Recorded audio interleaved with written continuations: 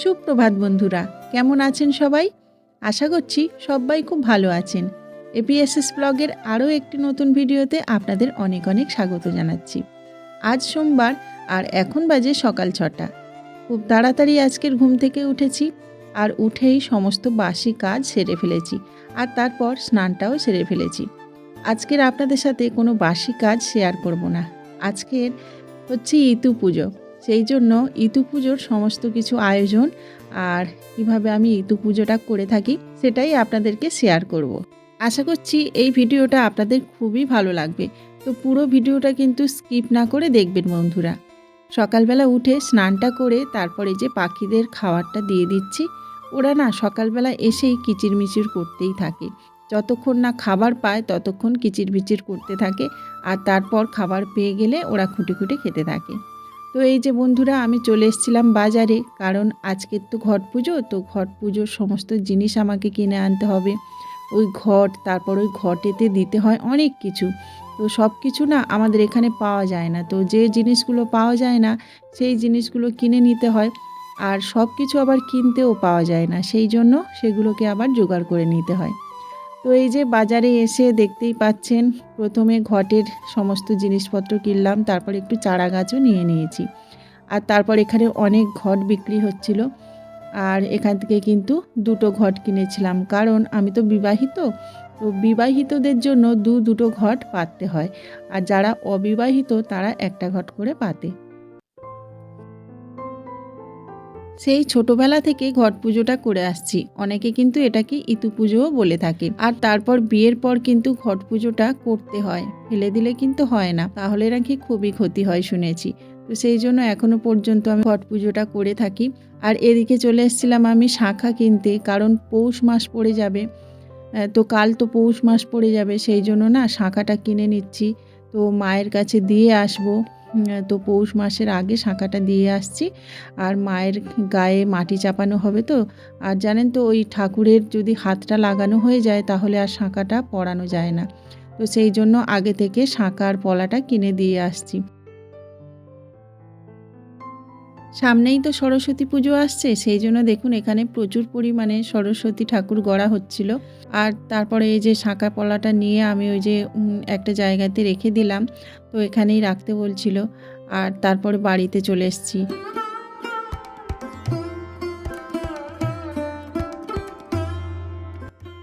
অনেক কদিন আমি কিন্তু ভিডিও করা থেকে বিরতি নিয়েছিলাম, কারণ অনেকগুলো ছিল। তো তার মধ্যে একটা কারণ হচ্ছে এখানে ওখানে যেতে হয়েছিল।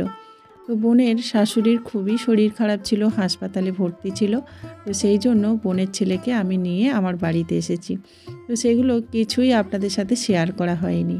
তো সবাইয়ের জন্য টিফিন বানিয়ে নিয়ে চলে এসেছি ছাদে।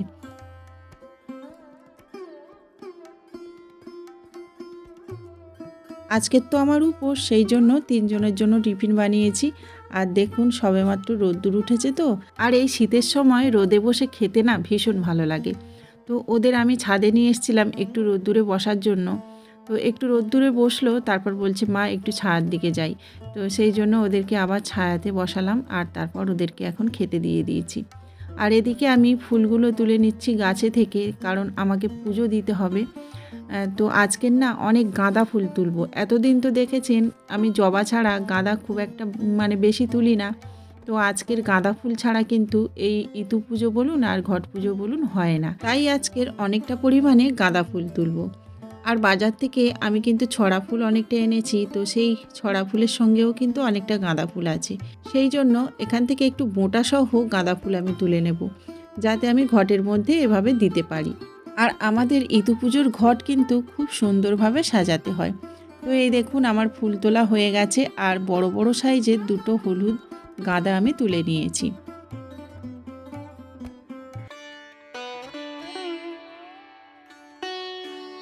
আজকের লঙ্কাটা বাড়ন্ত হয়ে গেছে, কিন্তু বাজার থেকে আনতে মনে নেই, তো সেই জন্য এই যে গাছের লঙ্কা দিয়েই আজকে রান্নাবান্না করব। তো আজকে দেখছি অনেক লঙ্কা হয়েছে, পেকে গেছে লঙ্কাগুলো, তো সেগুলোই তুলে নিচ্ছি। আর এই দেখুন না গাছটাকে একদম খেয়ে নিয়েছে কাঠবেড়ালিতে, কিন্তু লঙ্কাগুলো তো খেতে পারেনি, তাই অনেকটাই লঙ্কা হয়েছে। ঘট পুজোতে অনেক কিছু লাগে, কলার শীষ, ধানের শীষ, ওড়া, প্যাঁচড়া, ক্যাঁচড়া, তারপর ওই যে কুলেখাড়া শাক, কলমি শাক, তো অনেক কিছু লাগে। তো আমি তো দেখলেন বাজার থেকে কিনে এনেছি, তবে সমস্ত জিনিস তো আর কিনতে পাওয়া যায় না। তো যেগুলো দেখলাম যে দেয়নি সেগুলো আমি জোগাড় করতে বার হলাম। আর সঙ্গে আছে কিন্তু তিতুন। তিতুন এখন ক্যামেরাম্যান। তো যাই হোক, এই যে কলার শীষটা কেটে নিলাম, আর এখানে তুলছি আমি কালকচু। তো এই রকম কালো কালো কচু গাছও কিন্তু ঘটে দিতে হয়। আর কলার মাঝের যে শীষ অংশটা সেটাই কিন্তু ঘটে দিতে হয়। অনেক জায়গায় অনেক নিয়ম আছে, তবে আমাদের নিয়মে এগুলো দিতে হয়। আর সেগুলোই আমি জোগাড় করছি। আর ওই যে পেঁয়াজরা ক্যাঁচড়া যেগুলো বলে না, সেগুলো এই পুকুরে একদম ভর্তি হয়ে আছে। তো এখান থেকে কিছু কিছু পেঁয়াজরা ক্যাঁচড়া সব তুলে নিয়েছি। তো যাই হোক, আমার মোটামুটি জোগাড় হয়ে গেছে সব কিছু। তো বাড়িতে এসে একটু প্রসাদ বানিয়ে নিচ্ছিলাম। বিয়ের আগে যেভাবে আমি ঘট পুজোটা করতাম সেভাবেই কিন্তু ঘট পুজোটা করে থাকি। আর বিয়ের আগে একটা ঘট পাততাম, কিন্তু এখন দুটো ঘট। আর জানেন তো, শ্বশুরবাড়ির কোনো নিয়মকানুন আমি জানি না, কারণ শ্বশুরবাড়িতে তো থাকা তেমনভাবে হয়ে ওঠেনি। তো সেই জন্য আমি সমস্ত পুজো অর্চনাগুলো বাপের বাড়ির নিয়মেই করে থাকি। তো বাপের বাড়িতে যেভাবে পুজো অর্চনা মানে করতাম সেভাবেই এখানে করি। আর হ্যাঁ, সেই হেতু আমাদের এই যে কলার ডোগা, তারপর ওই ধান ওড়া, এগুলোই দিয়ে পুজো করা হতো, সেগুলোই এখন করছি। আর তারপরে ওই যে পুজো হয়ে গেলে ঘটে জল দিয়ে আর তারপর আমরা প্রসাদ খেতাম বা অন্যান্য কিছু খেতাম। অনেকেই কিন্তু আজকের দিনে ভাত খেয়ে থাকে, তবে আমাদের না, আজকের ভাত খেতে নেই। আজকের ওই আটা ময়দার জিনিস খেতে হয়। তো যাই হোক বন্ধুরা, আমার পুজো দেওয়া হয়ে গেছে। আর ওই যে দেখুন আমার ঘট। পুজো অর্চনার দিনগুলোতে না সৌভিক অনেকটাই হেল্প করে থাকে। তো ও ওদিকে না ময়দাটা একটু মাখছে, আর আমি এদিকে তিতুনকে স্নানে নিয়ে এসেছি। কারণ অনেকটা মোটামুটি বেলা হয়ে গেছে, তো ওকে এখন স্নান করিয়ে দেব। আর গরম জল করেই এখন স্নান করাচ্ছি, কারণ এখন তো মানে ঠান্ডার সময়। তো এখন না বাচ্চাদেরকে মানে ভালোভাবে যত্ন আত্তি না করলে ওদের ঠান্ডা লেগে যায়।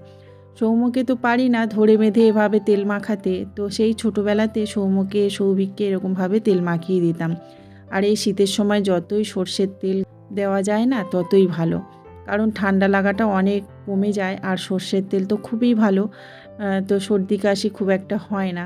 তো একে পেয়েছি বাগে, সেই জন্য দেখুন ভালোভাবে সর্ষের তেলটা মাখিয়ে দিলাম, আর তারপরে এই যে স্নান করিয়ে দিচ্ছি। ওদিকে কিন্তু আমি আলুটাকে সেদ্ধ বসিয়ে দিয়ে এসেছি। তো সেদ্ধ আলু দিয়ে তরকারি বানালে ভীষণ ভালো হয়। তো সেই জন্য দেখুন এই যে এসে আলুর তরকারিটা বানিয়েছি সেদ্ধ আলু দিয়ে, আর শেষে গরম মশলা দিয়ে নামিয়ে নিয়েছি। আর তারপরে তো লুচি ভেজে নিয়েছি।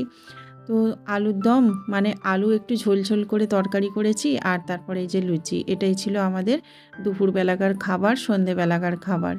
তো আমি তো এটাই খাবো, কিন্তু সন্ধেবেলাতে ওদের জন্য একটু রান্না বান্না করে দেব। তবে দুপুরবেলাতে না কেউই ভাত খেতে চাচ্ছিল না। আমার তো উপোস, আমি তো খাবো না, সেই জন্য আমি লুচি খেতে চেয়েছিলাম। কিন্তু ওরাও দেখছি লুচি খাওয়ার প্রতি আগ্রহ দেখাচ্ছে, সেই জন্য সবাইকেই একই খাবার দিলাম। আর তিতুন তো ভীষণ খুশি, বলছে মাসিমা খুবই ভালো হয়েছে।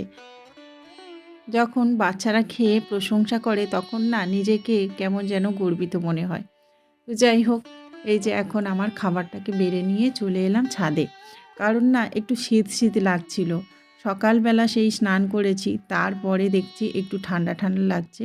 তো ভাবলাম আমি ছাদে একটু রোদ্দুরে বসে খাওয়া দাওয়াটা করে নিই। আর এখন হচ্ছে বিকাল 4:30। সূর্যি মামা দেখুন পাটে চলে যাচ্ছে। তো আমি এখন গাছে জল দেব। আর আজকে তো আমাদের ইতু বিসর্জন দিতে হয়, মানে ঘট পুজোর ঘটগুলো বিসর্জন দিতে হয় সূর্যাস্তের সময়, মানে সূর্য যখন আমাদের অস্ত চলে যাবে তখনই কিন্তু আমরা ঘটগুলোকে বিসর্জন দিয়ে দেব। তো বন্ধুরা, আপনারা কারা কারা ঘট পুজো করেছেন অবশ্যই কিন্তু কমেন্ট করে বলবেন, আর কেমনভাবে ঘট পুজো করেন সেটাও কিন্তু বলবেন। তো যাই হোক, এখন আমি ওই যে গাছগুলোতে জল দিয়ে দিচ্ছি, কারণ এখন অনেকটা মোটামুটি বেলা আছে। তো মানে একটু আধটু কাজ করতে করতেই যখন সন্ধে হয়ে যাবে তখন গিয়ে ইঁতুর ঘটগুলো বিসর্জন দিয়ে আসব। আর জানেন তো বন্ধুরা, অনেকের নিয়ম আছে সকালবেলা বিসর্জন দেওয়া। তো আমাদের এখানে কিছু কিছু লোকেরা দেখেছি যে সকালবেলা করে ইঁতুর ঘটগুলো বিসর্জন দিয়ে স্নান করে চলে আসে। কিন্তু আমরা ওই সূর্যাস্তের সময় গিয়ে আর ঘরটা ডুবিয়ে দিয়ে তারপরে একটু গায়ে জল ছড়া দিয়েই চলে আসি। আমরা স্নান টান করি না। তো যাই হোক বন্ধুরা, এই যে এখন গাছে জল দেওয়া হয়ে গেছে আর তারপরে এই যে দেখুন আমি ঘটগুলোকে নিয়ে যাচ্ছি বিসর্জন দিতে। আর আমাদের এখানে পুকুর তো খুব একটা নেই, ওই একটু দূরেই আছে, তো সেখানেই আমি নিয়ে যাচ্ছি। যে পুকুরটাতে আমি প্রদীপ ভাসিয়েছিলাম আপনারা দেখেছেন নিশ্চয়ই, তো সেই পুকুরটাতে যাচ্ছি। তো সেই জন্য একটু তাড়াতাড়ি গিয়েছিলাম। আর এই দিকটাতে না খুবই সাপ এইসব মানে বার হয়েছে, তো সেই জন্য একটু বেলাবেলি গিয়েছিলাম। আর এই যে দেখুন এখানেই আমি বিসর্জন দিয়েছিলাম। তো বন্ধুরা, আজকের ভিডিওটা কিন্তু এই পর্যন্তই রাখলাম। তো যদি আপনাদের একটু ভালো লেগে থাকে তাহলে কিন্তু অবশ্যই আমার চ্যানেলটিকে লাইক কমেন্ট শেয়ার করবেন আর সাবস্ক্রাইব করে আমার পাশে থাকবেন। দেখা হবে পরবর্তী একটা ভিডিওতে। ততক্ষণ আপনারা খুব ভালো থাকুন, সুস্থ থাকুন আর সবাইকে ভালো রাখুন। নমস্কার।